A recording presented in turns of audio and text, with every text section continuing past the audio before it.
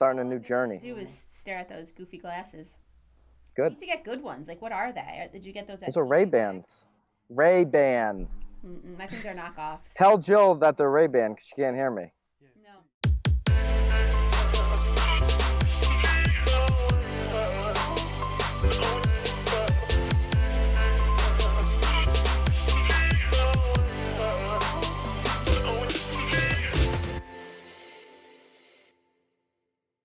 This is Byron Lazine and Nicole White, and you are tuned into episode 101 of The Real Word.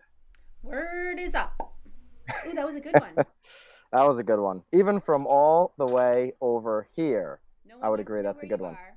No one wants to know where you I'm are. I'm gonna take these off though because I do agree Yeah, that please the D-bag factor goes way up do. the longer I wear these. Well, at least So we I don't know learned if I about can it say that today. in the real word. I don't know if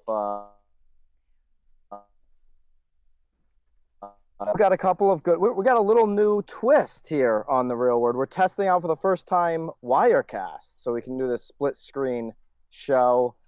We can make this better. We can improve on this. I think we can get better audio. Absolutely. Well, you've got your mic. I've got a mic that I do. seems to be It's working good. I hope it's close enough that everyone can hear me. But oh gosh, The are we gonna have to hear your phone too, or is that my phone? that's probably yours or Jill's or whoever's in the room with you. My phone is on airplane mode as all right, we're back. It's like we're going back in time right now because we're at episode 101 and you think we'd have all our stuff figured Well, I out, feel like all at our 100, technical it reverts background. back. It reverts back to one. So It is reverting back. We're like mismanaging the mics and the audio and the visual, and then I'm operating off a hotspot right here. I I took well Nicole's by feedback choice. as an instant, like, let's go put my phone on airplane mode, and then we cut off. All right, so we're back, and let's just get right to it. We've got a couple pretty good articles to wrap up the year from Inman. I know Harry in episode 100 wants us to stay away from Inman, included 6 economists predicting the 2020 housing market, and then Brad Inman himself making a bunch of 2020 predictions, which we will say whether we think each of them are a racket or not. So, are you going to stay Certainly. with me, Nicole? I You am. sticking with us? My computer is telling me it's gonna die, and I usually rely Of on you, the course. computer. We've got a lot of first times here on episode 101, the way we're doing this episode. All right. First racket of the day is the 6 economists' predictions about the 2020 housing market. Couple of key things. They say supply and demand is going to continue to be a problem. I like that Inman highlighted, and this is a Marion McPherson article, which of course we'll link up below. I like that she highlighted there is lackluster. I don't believe that we have a supply and demand issue. I believe we have an issue with the supply that's currently available in most markets. Either it's overpriced, it's too much of a luxury item, or it's not where location or condition where the buyers want to see it in today's market. Oh, Um, absolutely. I mean, I think we've always talked about the fact that, especially because millennials are sort of coming into that lower end market, that, and again, sort of like that HGTV issue where everyone wants everything pretty. I mean, buyers want it all. They want everything pretty. And if you've been living in your house for 30 years and haven't touched your dark trim, it's a little bit of an issue for sure. Yeah, and the 6 economists, Mark Fleming, first American chief economist, Daryl Fairweather, the Redfin chief economist, the Realtor.com chief economist, George Ratu, Len Kifer, Freddie Mac, Lawrence Yun, NAR, and then Jeff Tucker, Zillow. So these are all big name companies that we should be paying attention to as real estate agents in our industry. Their chief economists are the 6 individuals that Inman interviewed for this piece. And to your point, Nicole, they're talking about millennials a lot in here. They say the bulk of the millennials are going to be turning 30 in 2020, and that's a trigger age for people to buy. The millennials are people that are born from 81 to 97. So I'm closer to the older end of the millennials. Nicole, do you get in? I forget. We've done this before. Do you get in? I'm What do 81. you mean? Yes, you're I 81. am. I'm So in. according I'm to this in. piece, you're in with I'm the millennials. in. You are the godmother I made of the millennials. All right. That's funny. Yes. So the bulk of millennials are turning 30, or a lot of them. That's a huge range for me to believe that the bulk. They don't give an exact number there. But is 30 a trigger age for people, Nicole, or is that a racket? No, I absolutely believe. Again, what's it really? So, as a godmother, I feel like our trigger age, As the godmother. the godmother. I mean, my trigger age was honestly younger. I was like 25, 26. I do think though it's interesting though because growing up, my parents always said, Nicole, like figure out what you want to do by the time you're 30. So I guess it kind of makes sense. Like you take your 20s to sort of figure your way out. You kind of have a little bit more leeway, but yeah, I mean, I do think that by 30, you're finally realizing that, I mean, you don't have your parents' health insurance anymore, and it's time to sort of 26. step up and do your thing, you know?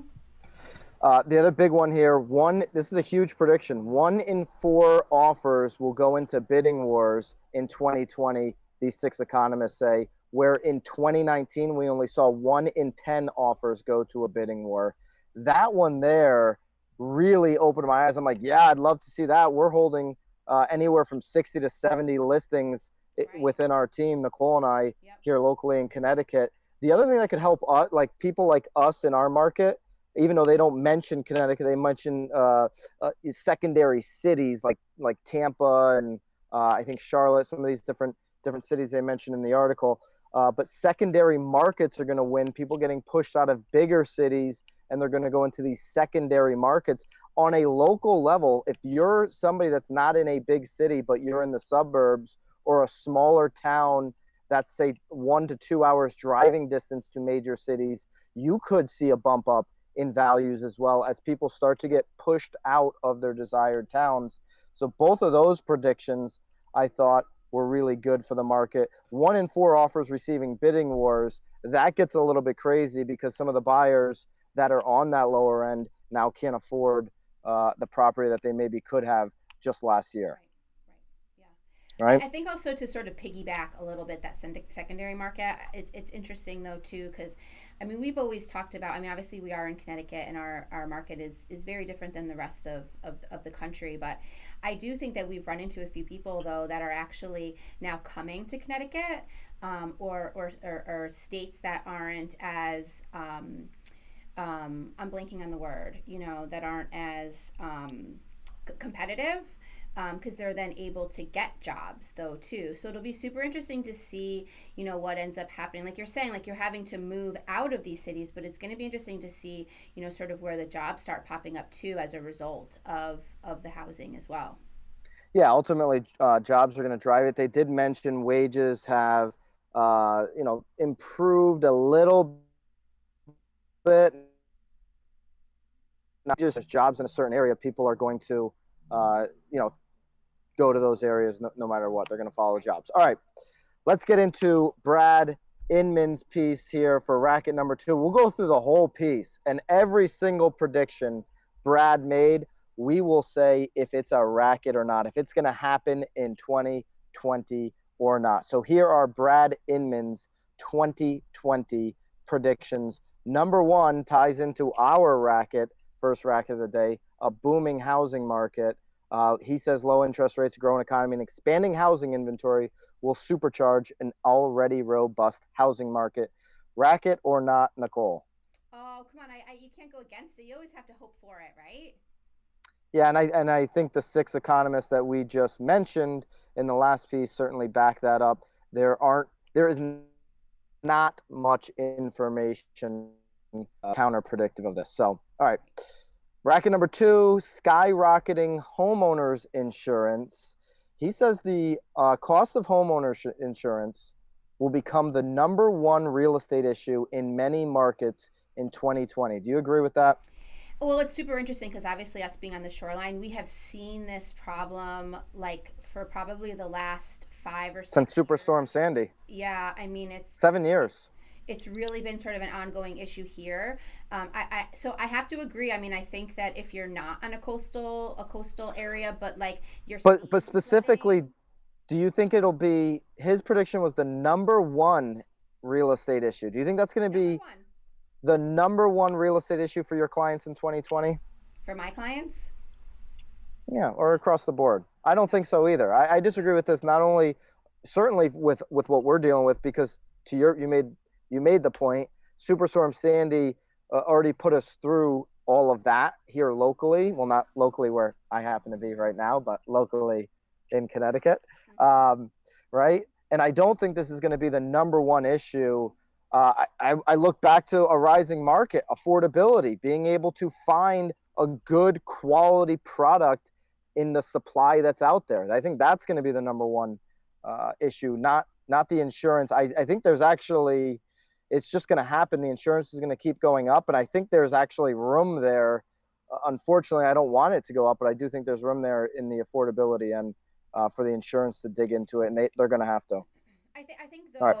though, I think that agents though have gotten. I'd like to think they've gotten smarter though too, because I feel like before I'm even bringing a buyer to a property, I'm asking about sort of insurance quotes, so, for it to be the number one issue, I think that if you're doing your homework on the front end, it just won't even be an issue. But yeah. All right, so he predicts a big IPO. He says Compass will file its S1 and go public in 2020. Do you think Compass is going to go public, Nicole? I mean, this is more of your game than mine. I mean, I follow your lead on these Hey, things. I mean, I had to we're pull documenting IPO this. We for can this, look back on this so next year and see which one of us was right and wrong, you know? I'll go with him on this one. You're going with Brad. I am. It certainly seems that way. I think, and he's predicting they'll file. He's not predicting that they'll actually go public. He's also saying that a Um, former Zillow exec will join the Compass team. right, right. I'm sure that'll happen. That's possible. Why not?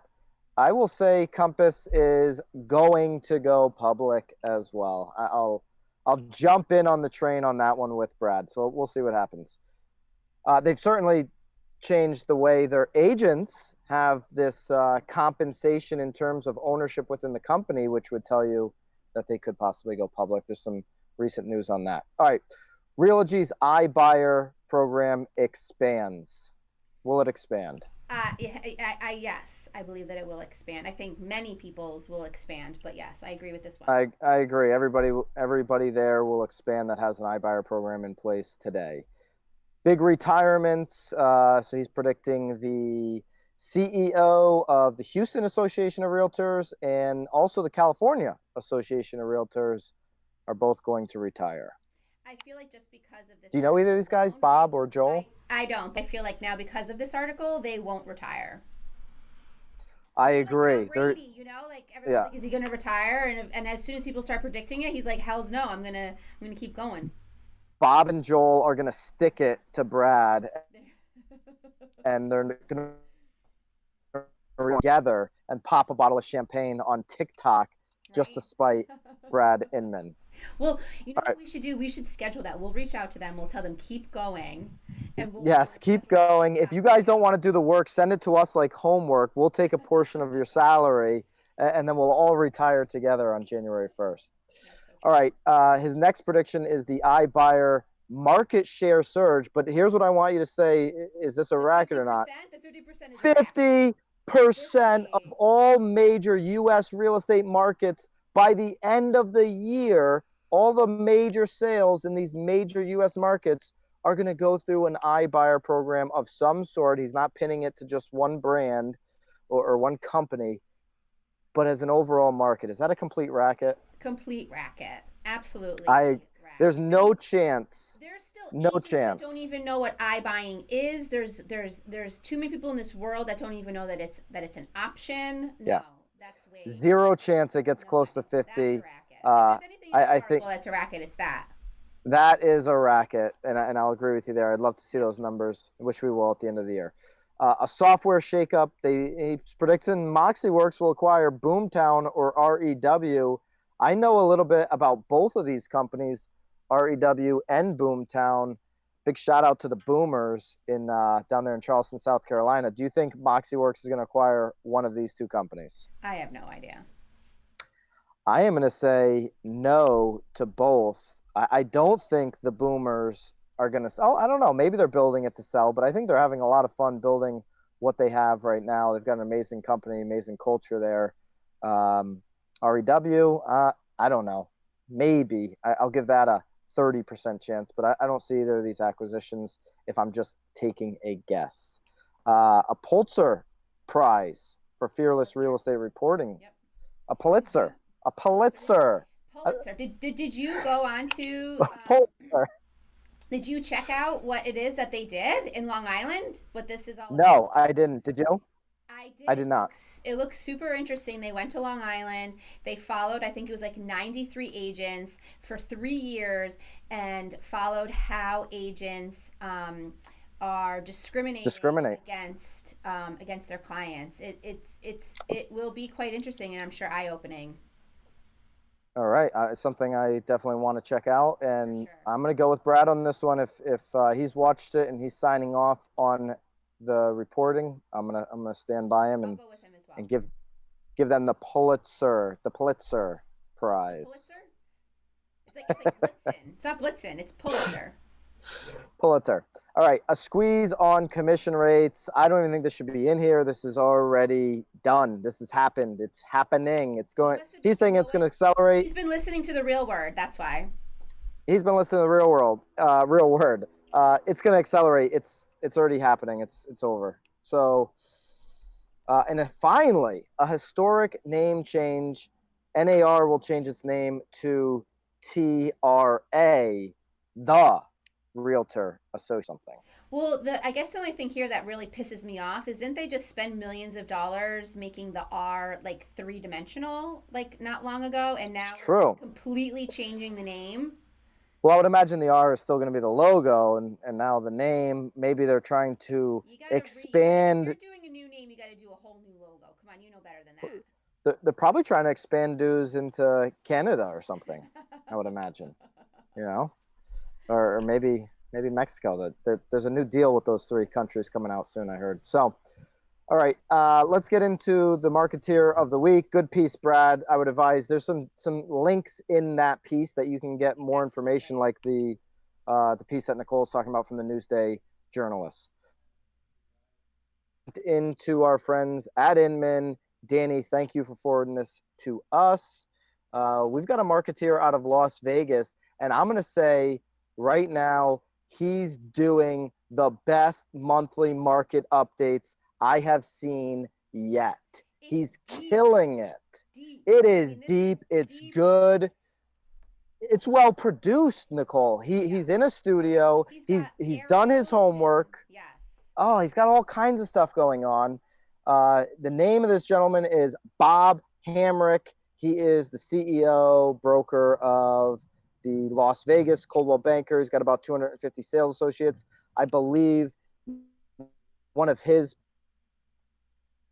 made a really nice write-up on him. You can look him up. But more so, watch the video. We're going to link it up. Maybe Suave can play a couple seconds of it. Absolutely. I mean, he had updates on what's happening with the Raiders. I want to go to Vegas. I always want to go to Vegas. What they're building, how they're better than California. I mean, he even went as far as like comparing himself to other states.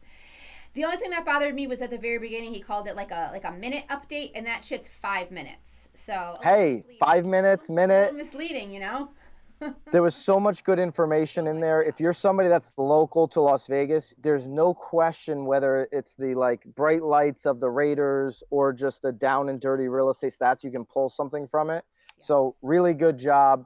Link it up. Suave will hopefully play a little bit here in the real word, and send Inman and they'll forward them to us. Please. I mean, I would have never found out about Bob had it not been for this email to Danny. No. All right.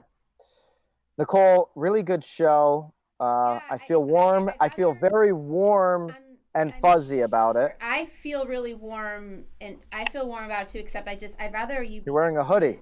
Not in my ears. I'd rather... Not in your ear. I'd rather... Yeah, am I yelling too loud to be in your ear? There's like a lot happening. We got to get the headphones going. You don't love the headphones. We got to get the headphones going. Well, Jill's like, you got to put on head, and I was like, what? She's like, no, no. But anyway, I prefer you next to me, but this is the second best thing. You hear that, Jill? She prefers that I would be sitting next to her. Yeah, I know she can't. No one can hear you except me in this room. Well, tell Jill the joke after. All right, guys. Okay. Thank you. We'll be back next week. Keep it real. Bye, guys.